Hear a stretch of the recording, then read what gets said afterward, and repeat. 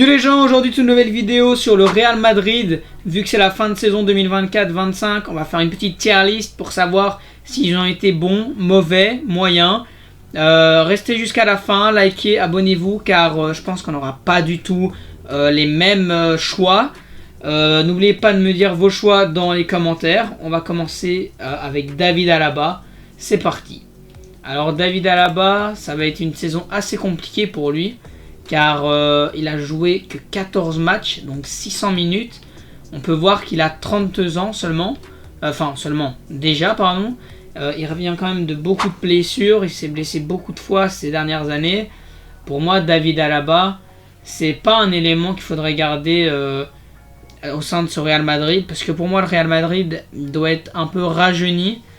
Et David Alaba, je pense que c'est un peu la fin de sa carrière en tant que joueur dans des gros clubs européens. Car tout simplement, il est âgé et il n'arrive plus du tout à enchaîner les matchs. Surtout après ce qu'il a eu comme blessure. Donc pour moi, David Alaba, il faut le vendre. Voilà. Voire même le libérer si le contrat se finit cette année. Arda Güler. Arda Güler, j'adore ce joueur.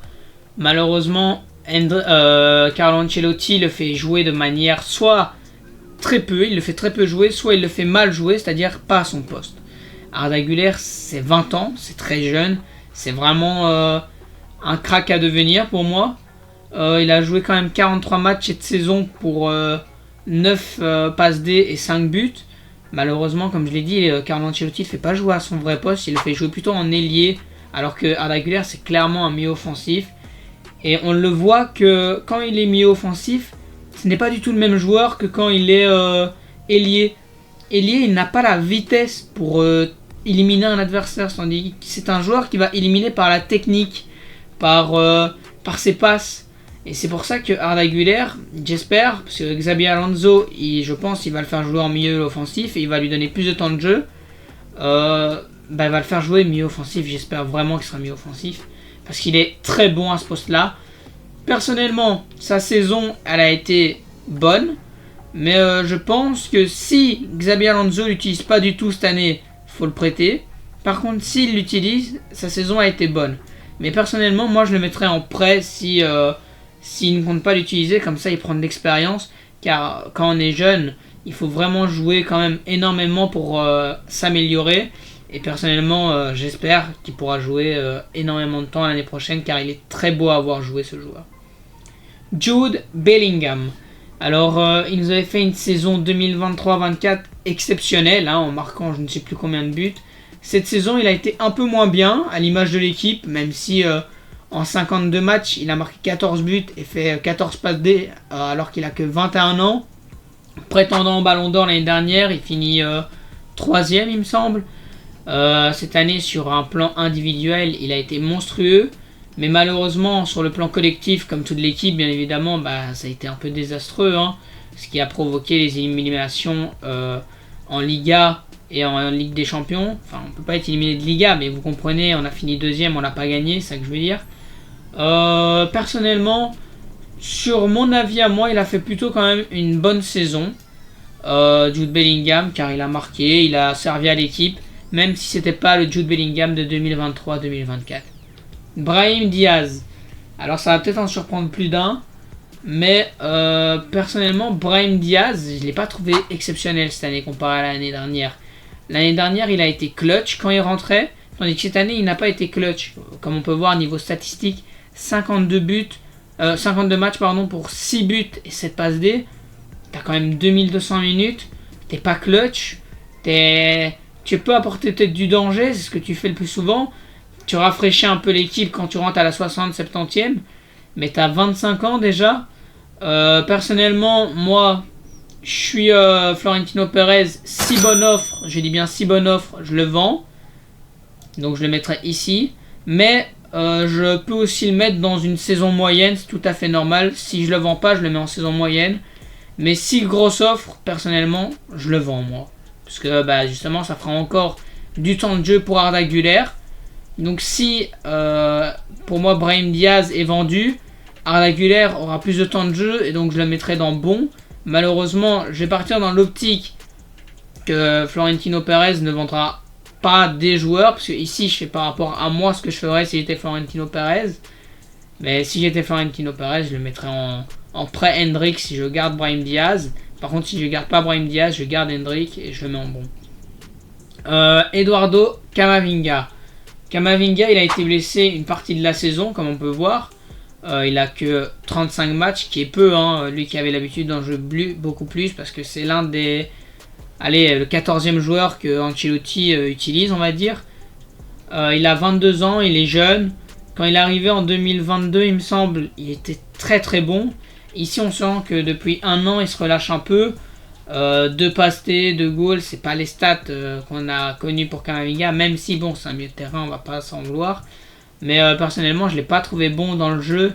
Il a toujours pas progressé avec le jeu sans ballon. Le jeu avec ballon, il est exceptionnel, mais il n'a toujours pas su progresser là où on lui trouvait des défauts déjà en 2022, c'est-à-dire le jeu sans ballon. Et je trouve qu'il a fait une saison moyenne, c'est-à-dire que même avec les blessures, je l'ai pas trouvé ouf. Je ne l'ai pas trouvé nul. Une petite saison moyenne. Dani Carvajal. Dani Carvajal, compliqué de juger sa saison car elle se finit quand même assez tôt. Elle se finit au bout de 11 matchs et 878 minutes jouées. C'est-à-dire au mois de novembre ou octobre, je crois, où il se fait sa grosse blessure qui ne peut pas revenir. Il a 33 ans, donc moi j'ai peur de comment il va revenir. Est-ce qu'il reviendra avec la force qu'il avait avant de se faire la blessure? C'est un risque à prendre au Real Madrid, surtout que Trent Alexander-Arnold a signé au Real Madrid récemment. Mais moi personnellement, je trouvais qu'il faisait une très bonne saison avant qu'il se fasse les croisés, voire même c'était un héros du Real Madrid, très clairement. Il portait l'équipe vers le haut. Vous allez voir qu'il n'y a pas beaucoup d'héros que je vais mettre, maximum 5 dans les héros dans cette saison. En même temps, la saison n'a pas été folle pour en mettre plus, je vais pas vous le cacher. Mais pour moi, Carvajal, il y avait un Real avec Carvajal et un Real sans Dani Carvajal. Et ça s'est vu très clairement lors de cette saison où on a bégayé avec Lucas Vázquez, qu'on reviendra dessus tout à l'heure. Donc pour moi, Carvajal, héros. Dani Ceballos. Dani Ceballos, on va aller voir, mais ce mec-là a déjà 28 ans. Si vous voyez ici, 28 ans, Dani Ceballos. J'étais fan de ce joueur, je suis toujours fan du joueur, même s'il y en a beaucoup qui disent que c'est la régène de Kroos. Personnellement, je vois dans quel sens il veut dire ça. En mode, oui, il va gérer le tempo du match et tout ça, mais il ne le gère pas du tout à la manière de Toni Kroos. Kroos est largement au-dessus, on va pas se le cacher. Quand tu as 2000 minutes de jeu à ton actif, même si tu as été blessé, que tu es revenu un moment, je trouve que non. Ceballos, c'est un joueur que si on peut vendre, surtout qu'il a 28 ans, qu'on a pas mal de jeunes à faire jouer, je pense que c'est un joueur qu'on peut vendre aisément, même si dans la rotation, il pourrait faire l'affaire. Mais je pense qu'à la place d'un Ceballos, alors je préférerais avoir un Nico Paz qui fait une saison exceptionnelle à Com. S'il peut revenir, en plus il reviendra pas cher. Donc je pense largement qu'il peut être vendu, voilà, honnêtement. Thibaut Courtois, comment vous dire, 33 ans, c'est toujours l'un des gardiens, top 3 des meilleurs gardiens actuels, footballistiquement parlant. 47 matchs joués, il a eu un peu de blessures, mais même avec ses blessures, il est monstrueux, je veux dire. Il y a aussi un Real avec Courtois et sans Courtois, même si Louis est très bon, très performant. Courtois, on sent qu'il est presque infranchissable comme gardien, c'est-à-dire sans lui le Real est peut-être éliminé plus tôt en Ligue des Champions. Bon, en Liga généralement on est toujours deuxième ou premier, donc ça aurait pas changé grand chose, mais Courtois il a été héroïque cette saison à l'image de Dani Carvajal lorsqu'il a pu jouer ses matchs. Hendrick, moi faut savoir que je suis fan de ce joueur, même si on s'est foutu de lui avec la rêve Bobby Charlton, en disant que c'était son idole et tout, mais Hendrick, c'est pour 847 minutes, 7 buts et une passe D. Je sais pas si on se rend bien compte, ce mec il a 18 ans et il a réussi à me faire taire. Le Real Madrid, à ce qui paraît, cherche un attaquant pour cette saison 2025-26 qui arrive, mais je sais pas pourquoi ils en cherchent un. Un attaquant comme Hendrick, pour moi, fera exactement l'affaire. Donc moi dans mon plan, si on rachète un attaquant dans le style à la Gyökeres ou quelque chose comme ça, même si pour moi ce serait une erreur, alors Hendrik faudrait le mettre en prêt comme Arda Güler, d'ailleurs que je vais mettre ici, pour dire qu'il faudrait les prêter. Mais sinon, sa saison, elle était bonne à Hendrik. Si on enlève le fait que moi personnellement je le mettrais en prêt si on achète un attaquant de soutien à Mbappé, Vinicius, Rodrigo. Voilà, pour moi Hendrik, grosse saison avec Arda Güler, mais pour qu'il ait du temps de jeu, parce qu'avec Carlo Ancelotti malheureusement il n'en avait pas beaucoup, je les mettrais en prêt. Alors après, on a Fran Garcia. Fran Garcia qui est arrivé cette année, il me semble, hein, pour dépanner Ferland Mendy. Je ne l'ai pas trouvé bon, je ne l'ai pas trouvé mauvais. Il a été là. Personnellement, on sait qu'il y a Carreras qui va arriver du côté du Real Madrid. Il a joué 48 matchs parce que Mendy s'est blessé quand même, pas mal de temps. Mais c'est pas un joueur que je garderais au Real Madrid. Personnellement, c'est un joueur que si Carreras arrive, il faut se débarrasser un peu de Fran Garcia. Il n'a pas le niveau Real Madrid et ça se voit très clairement. Lors des gros matchs de Ligue des Champions, il n'est pas là, il n'est pas présent, il n'apporte pas la plus-value qu'on s'attendait lors de l'achat. C'est pour ça que moi, Fran Garcia, si je peux, je vends, même s'il est jeune, 25 ans. C'est jeune, 25 ans, mais c'est pas non plus ultra jeune quand tu vois par rapport à des Hendrik et des Bellingham, des Arda Güler qui ont juste la vingtaine ou 18 ans. Et on voit que je pense que même avec 50 plus dans le monde professionnel, Fran Garcia n'aura, je pense, jamais le niveau Real Madrid. Lucas Vázquez. Lucas Vázquez, merci pour toutes ces années passées au Real Madrid. Car t'en as passé quelques-unes. T'as quand même joué 51 matchs en l'absence de Dani Carvajal. Mais on a vu qu'en latéral droit, tu te faisais manger dans tous les sens qui sont possibles. Après, en même temps, de base, t'es un offensif droit.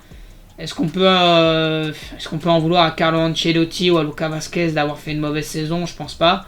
Enfin, du moins sur le plan défensif. Car il a essayé d'avoir Trent Alexander-Arnold en décembre. Bien évidemment, Perez n'a pas voulu lâcher l'argent. Et Liverpool n'a pas voulu lâcher le joueur aussi, c'est ça qu'il faut se dire. Pour moi, Vázquez, c'est quand même une très mauvaise saison sur le plan individuel. Il n'a pas été bon défensivement. Offensivement, il a rapporté quelques pénaltys, mais quand tu regardes la plus-value offensive, défensif, Vázquez, c'est à vendre, très clairement. Lunin, c'est simple, quand Courtois n'est pas là, il y a Lunin. Il fait vraiment le taf. Il a 26 ans. Pour un gardien, personnellement, c'est jeune. 14 matchs joués. Il a certainement dû faire des clean sheets. J'ai pas la stat ici. Mais c'est un gardien que quand on le met à la place de Thibaut Courtois, j'ai pas peur, j'ai pas de frayeur. Je sais qu'il va faire le job. Et c'est pour ça que personnellement, je le mets en bonne saison.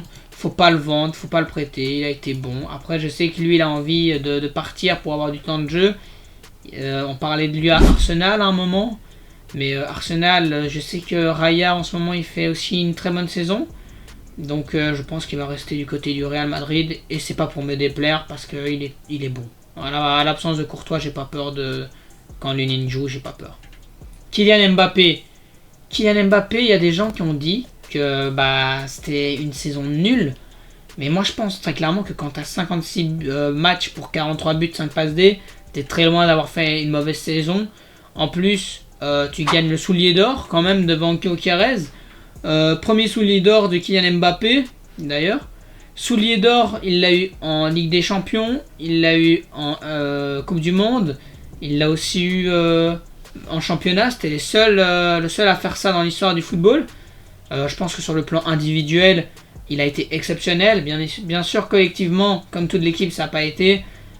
Surtout pour les replis défensifs et avec Vinicius et Rodrigo et Bellingham, ça n'a pas matché comme on pensait que ça allait matcher.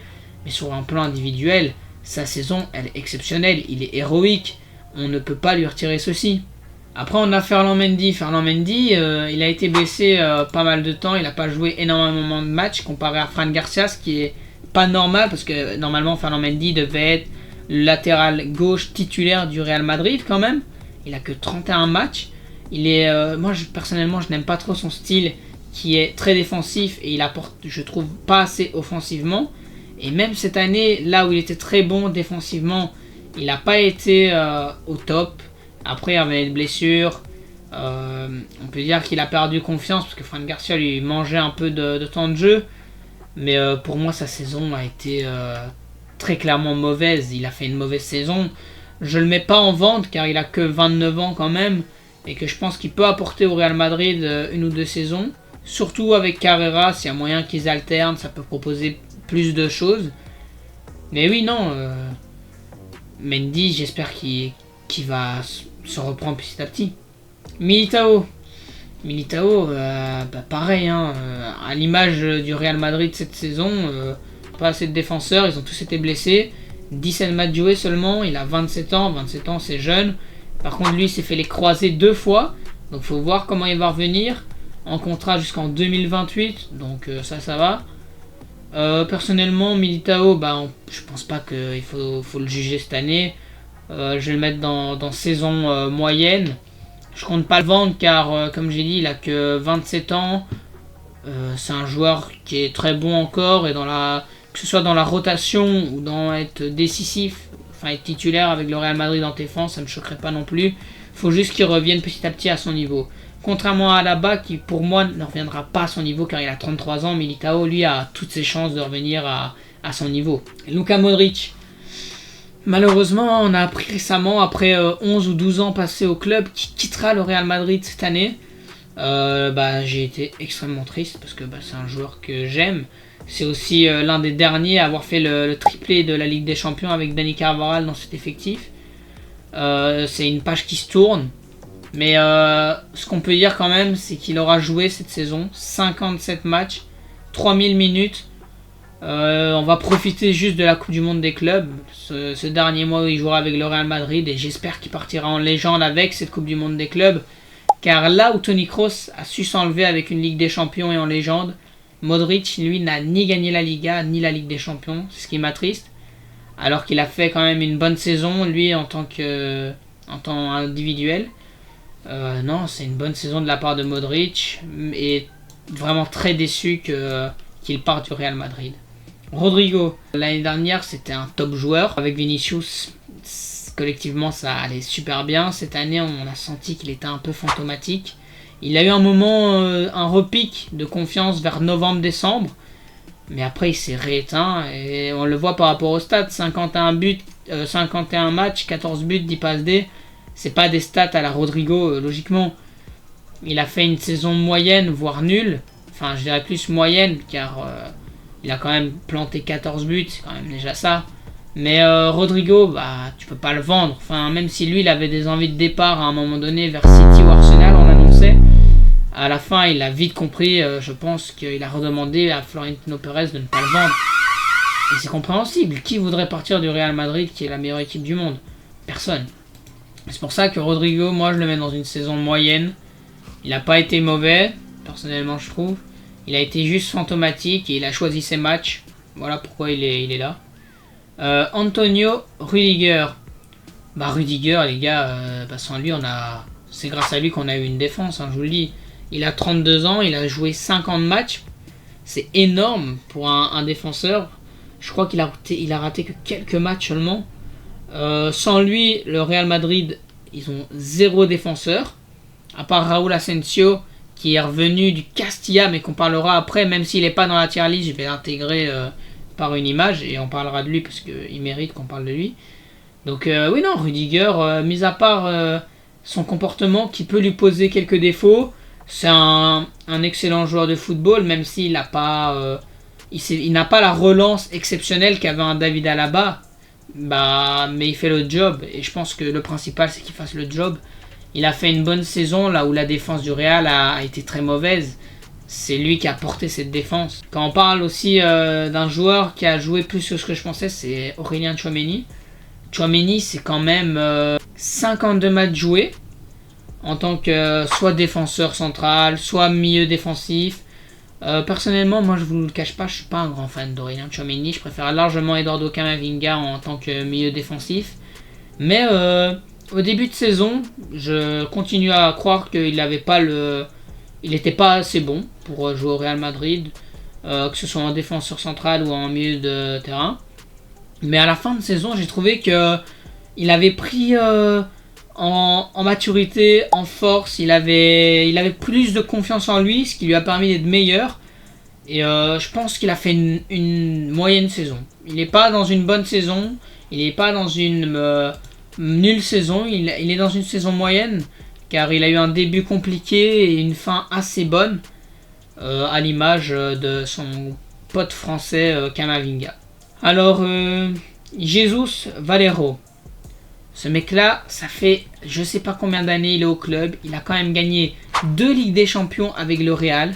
Il a pratiquement jamais joué avec le Real Madrid. En tout cas, cette saison, c'est que 4 matchs, 136 minutes. Je pense que c'est la plus grosse fraude de l'histoire du Real Madrid en tant que joueur. Non, personnellement, on va pas passer par 4 chemins. Ce mec-là, il a déjà annoncé son départ. Et heureusement, car personne, il a un salaire. Bon, il n'a pas un gros salaire, mais il prend un salaire au Real Madrid alors qu'il joue pas et qu'il a jamais joué et qu'il ne sert à rien. Donc merci pour les travaux, même si on n'a pas fait beaucoup, et bye bye. Alors Federico Valverde. Valverde, c'est le joueur que tout le monde aimerait avoir dans son équipe. 60 matchs joués, 9 buts, 8 passes D, 26 ans, il peut jouer partout. Milieu de terrain, latéral droit, défenseur droit, gardien, il peut jouer vraiment partout, mettez-le partout, il fera l'affaire. On a bien vu qu'il y avait un Valverde sur le terrain à la place d'un Lucas Vazquez lors de la Ligue des Champions face à City. On a bien vu qu'il était au-dessus. Sans lui, le Real Madrid, c'est nulle part en LDC, je pense, parce qu'on avait vraiment des gros problèmes défensifs, que ce soit à droite ou à gauche. Non, Valverde, une top saison, une top saison, l'un des héros de cette saison. Sans lui, le Real aurait fait une bien mauvaise saison. Puis on a Vinicius. Niveau statistique, c'est pas trop mal. 52 buts, 52 matchs, 21 buts, 18 passes D. Il a fait du Vinicius en soi. Le seul problème que j'ai avec lui, c'est que il a été un peu... il a choisi ses matchs. Voilà. Il a pas été stable, il a pas été bon toute la saison. Il a eu des bonnes périodes, des mauvaises périodes. Il a jamais su avoir une bonne connexion avec Kylian Mbappé, sauf les 2 derniers matchs de Liga. Je trouve qu'ils ont eu une bonne alchimie, mais la composition n'était pas pareille. Il n'y avait pas Rodrigo qui se plaignait à ce moment-là justement de vouloir être vendu. Non, Vinicius, des hauts, des bas. C'est pas une saison mémorable, mais à cause de quoi? Est-ce que c'est parce qu'il y a eu une grosse offre de l'Arabie Saoudite pour qu'il joue là-bas? Est-ce que c'est parce qu'on lui a volé son ballon d'or 2024? Je pense qu'il y a eu trop d'effets pour Vinicius et ça lui a mis trop de pression. Il s'est mis trop de pression et je pense qu'il n'a pas fait la saison exceptionnelle qu'il aurait dû faire en tant que star du Real Madrid avant la venue de Kylian Mbappé. Donc je le mets en bon. Puis on a Raúl Asensio. Grosse surprise du Real Madrid. Je veux dire, avant cette saison, on ne le connaissait pas du tout. Il était au Castilla. C'était le 3e défenseur du Castilla. Donc faut dire à quel point il a eu de la chance de jouer avec le Real Madrid. Parce que Juan Martinez, qui était on va dire le capitaine du Castilla, il s'est blessé en pré-saison avec le Real Madrid A, donc l'équipe première. Jacobo Ramon s'est aussi blessé. Et quand il est revenu, Jacobo Ramon, il n'a jamais su avoir le niveau que Raúl Asensio avait montré avec l'équipe A. Tandis que Asensio, c'est vraiment, je vais pas dire le crack, parce qu'il a joué que 53 matchs, mais il a été exceptionnel, je trouve. Une très bonne surprise cette saison. Je vais pas le mettre dans exceptionnel, héroïque. Il a été très bon, il a tenu la baraque, il a fait ce qu'on lui a demandé de faire, c'est-à-dire tenir la baraque. Et c'est pour ça que Raúl Asensio, si je dois le mettre, je le mets en bon. Voilà. Et donc, si vous avez aimé la vidéo, n'hésitez pas de vous abonner, de liker, de partager, de commenter. Dites-moi si vous auriez fait d'autres choix à ma place. Ce sera tout pour moi. Ciao!